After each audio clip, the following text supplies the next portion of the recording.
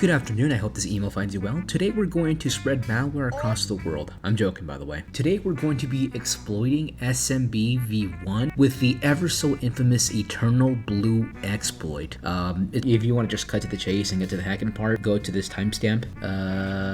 Don't skip, please. I'm a small channel, I need this. The way the Eternal Blue exploit worked is that it targeted SMB version 1. SMB is on port 45 and it's basically a system that Windows uses to share files and talk to other computers on a network. But in the case of Eternal Blue, the hackers, or the NSA depending who you asked, found that in the older version called SMB v1, didn't properly check the data that it was receiving. That meant that they could send a specifically crafted message to a computer, and instead of asking for a password or permission, the computer would just accept it and run the attacker's code. After the hacker was inside of the mainframe, the hacker basically had full control of the machine and started spreading the worm everywhere. This is how WannaCry was so effective, by the way.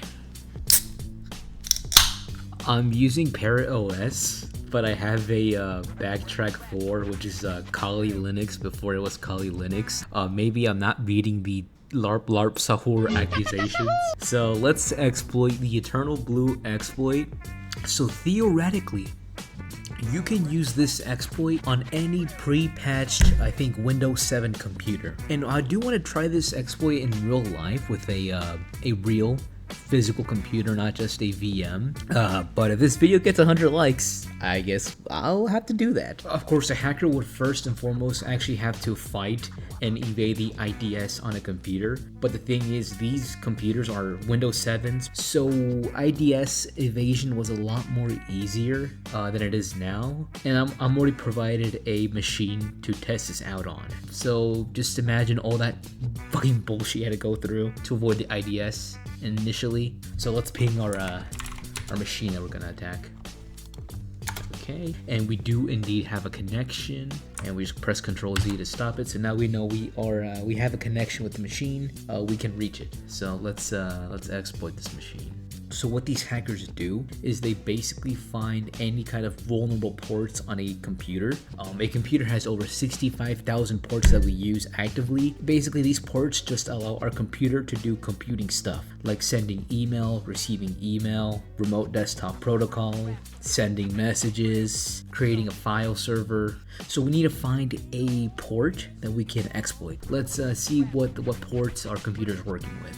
The computer is a Windows 7-ish era computer, so keep that in mind. So try to use this against a Windows 11, Windows 10. You won't find this port to be open. So let's scan the ports.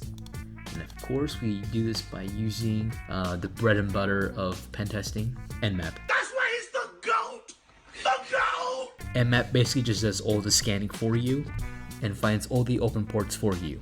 It's that easy. At least with modern tools, it's that easy. Okay, so there are many ways you could scan using Nmap, but the way I like to use Nmap to find any kind of open ports and additional information, I like to use this command.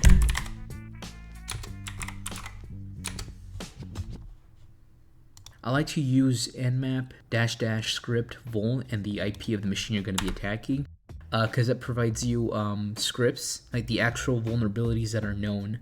Oh yeah, and don't forget to type in sudo, because you got to be a super user to do this, because it's like basically getting administrator privileges using sudo. We'll just edit that a bit. And while we're at it, let's see what version this computer is running on. So let's use -sv. Let's see what we get. Now, scanning for vulnerabilities might take a bit. And if you want to check how much your scan is at, just press space and you'll see that we're at 0%. This might take a while. Okay, cool. We did the scan, that's good to go. And we do see that our vulnerability scan, it did get a vulnerability CVE, and the risk factor is high. So that's exciting. So that's really, really interesting. and we can see that there's a little more detail as well. And since of course this has already been exploited and used, we can see that it was used in Wannacry. That sounds a bit familiar. Very interesting. Of course, it's using a Windows PC. The host name is Harris as well, so that's interesting. Yeah, and we see that the SMB version is specifically the Microsoft Windows 7 through 10 version, so that's going to be interesting. So we now know that we can use the host script results. For the vulnerabilities, we know that we can use SMV vulnerability MS1710. It's vulnerable, and it's a remote execution vulnerability, and it's only used in SMBv1 servers. SMBv1, it was really easy to bypass, really easy to exploit it, and a lot of computers back in the day used SMBv1, and the worst part is that SMBv1 was turned on automatically. That is very dangerous, and since our machine is using a unpatched version of Windows 7, we can use this vulnerability to hack it basically. So let's use this vulnerability. Let's now switch to another tool. We're gonna use Metasploit now. Cool. Activating Metasploit. And we can get rid of this for now. It's not important anymore. What do you know what vulnerability you want to use, so now we have to use it. So let's find the vulnerability inside of Metasploit. Let's search it.